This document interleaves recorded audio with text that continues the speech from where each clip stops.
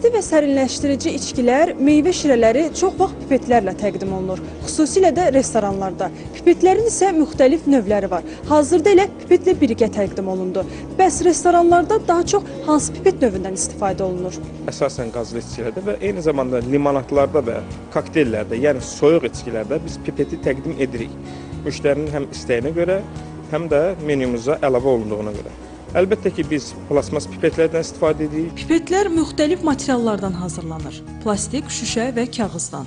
İsti və sərin içkilər üçün nəzərdə tutulan bu köməkçi vasitələrdən ev şəraitində də istifadə edənlər olur. Kimyəvi zəhərlənmələr, yəni bir çox istifadəsində artıq kimyəvi problemlər, şüşələrdə isə isti suda ya da soyuq suda partlamalar, qırılmalar müşahidə olur. Pipetlərdən xeyli istifadə eləmirəm, çünki gigiyenik deyil.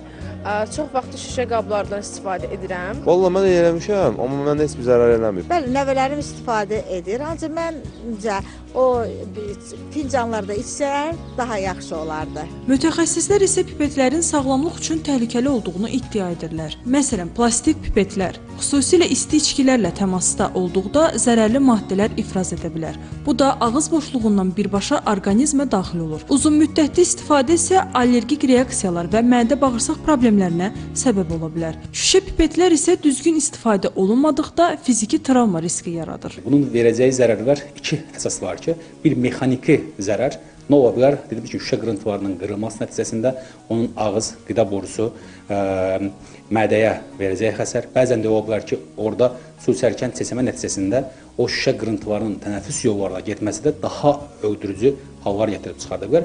Bunlar bizim mexaniki zərərlərimizdir. Bir dediyimiz kimi kimyəvi zərərləri də bundan ola bilər. Daha isti sulardan mayeləri qəbul etdiyimiz zaman orada dediyimiz kimi kimyəvi birləşmələr yaranıb bədən üçün ciddi toksik təsirə malik olan maddələr bədənə buraxıla bilər. Mütəxəssislər bildirir ki, pipetlərin təmizliyi də ən az materialı qədər vacibdir. Təkrar istifadə olunan pipetlər lazımi qaydada yuyulmadıqda bakteriya mənbəyinə çevrilə bilər. Pipetdən istifadə zamanı diş və diş ətlərinə də diqqət yetirilməlidir. Xüsusilə şüşə pipetlər ehtiyatsız istifadə edildikdə dodaq, diş və ağız boşluğunda zədələrə yol açır. Plastik pipetlər isə mikroçatlara malik olduqda bakteriyaların çoxalması üçün əlverişli mühit yaradır. Şüşəli olanları kiçik yaş dövrlərində daha təhlükəli olduğunu səbəbi kimyəvi tərkibə görə deyil. Uşaqlarımız bəzən bilmədən xoşlarına gəldiyini dişləri ilə şüşə tərkibli pipetləri sındırmağa çalışırlar. Sıxırlar, bəzən sındırırlar. Bu da ağız boşluğuna, selekli qişə, dilaltı əzəlilərə və yaxud da dilin özünə travmalar verə bilər, kəsiklər yarada bilər.